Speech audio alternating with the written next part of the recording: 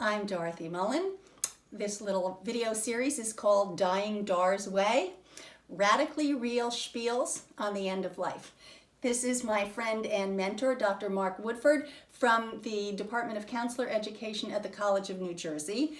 He was my professor, helped me design the suppers programs, and now I've invited him into the conversation about how we prepare for death and dying. My fondest wish now, as I contemplate my own death, I'm about 7 months into the diagnosis of stage 4 lung cancer, which comes with a median survival time of between 8 and 10 months. So it's getting pretty close for the median.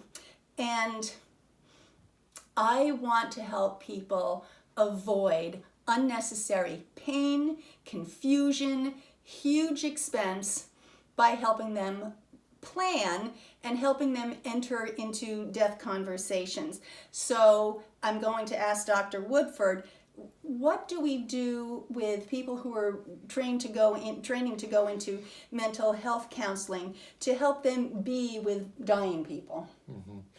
I think that it's a mindset that they need to explore, not only their own mindset about death and dying that's based on their family of origin and maybe the cultural background that they come from, but also just understanding the mindset in the literature about death and dying and stages of grief and things like that.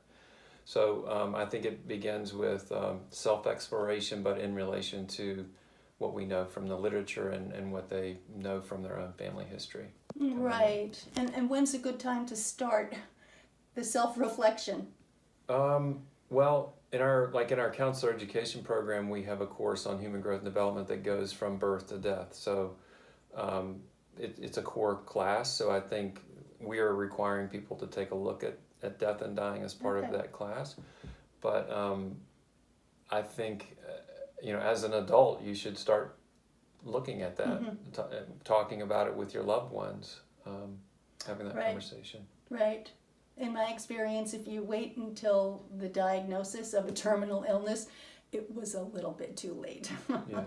Now, have you personally lost a loved one? Sure. Yeah, my father passed away in October of 2018. And as I've talked to you about before, we... at the prompting of my sister-in-law, which I give her credit for that. Oh, sister-in-law. Yeah, very good. Okay. Which I think is important because she brought an idea into our family, and we opened up to talking about end-of-life issues. Both of my parents were at that point. I mean, there were wills and things, but we had to talk about they're in their 90s at that point, early 90s. Mm-hmm. Which was that's kind of late, but we at least we had the conversation, and we started talking about. We had the funeral home directors come in. They had talked about caskets and what their service would look like, and what they wanted to have sung, and what the whole experience would be like. And because we were doing it with our parents, we also talked about it. I'm the youngest of 5, so all of our siblings were there with their significant others, and we talked about what we wanted. And so my sister actually lost her husband after that, and before my parents passed away, and then my father passed away, and so we were able to. He was sick for a period of time as well, so I think we were able to be there as a family, and kind of be with him in a rich, real way at the end of his life. So. Yeah, a lot of it is it's more about showing up than actually having any kind of expertise in knowing how to conduct the conversation. Exactly. Yeah, I think that the showing up part is being present and paying attention to when you have the urge to not be present, to leave, like whatever behaviors you're engaging in to try to escape from being present with people. Because you're anxious, uncomfortable, right? Sad. Yeah, and this issue of comfort has come up a lot in my discussions with people who don't know how to be with me. I totally get it. If you don't know how to be with me, there's like nothing wrong with that. It isn't a requirement that people be comfortable before they come. I'm okay having messy, worried, sad people around me, and just as part of the having of an authentic conversation, everybody gets better. It's actually quite beautiful. There's one thing that I'm seeing a lot as people write to me, visit me, even emails and text messages, and it's projection. I'm going to ask you to define what projection is.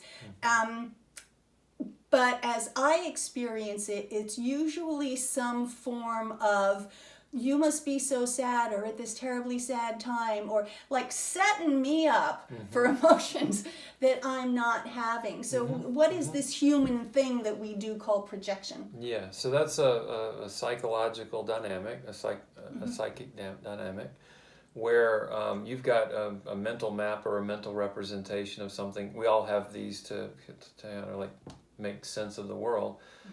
But when we don't own that, we project that out like a projector onto the screen of the world, and that screen then carries whatever that psychic energy is. So if people have a mental map of what someone who's dying should look like, Right. and they walk in and then they say, you must be feeling this way, or I wonder if you're feeling this way, but it's because they have that mental map inside of themselves. So the idea is to pull that projection back, own that sense of what you think should be happening, and then be present with the person and whatever their experience is. Yeah, what I do, it's partly because I'm so practiced from leading suppers meetings, is I invite people to just own it. I just ask them, could you please make that an I statement if you're scared, if you're feeling petrified, because an otherwise healthy 64-year-old woman could suddenly be diagnosed with no warning with stage 4 lung cancer. I scare people. I get that. But I don't think I do them any favors by letting them project their fear onto me. I'm very happy to sit with them and say, I can actually help you deal with your fear, because I'm gotten pretty okay, in terms of the ease and acceptance of the diagnosis. Right. So, thank you very much.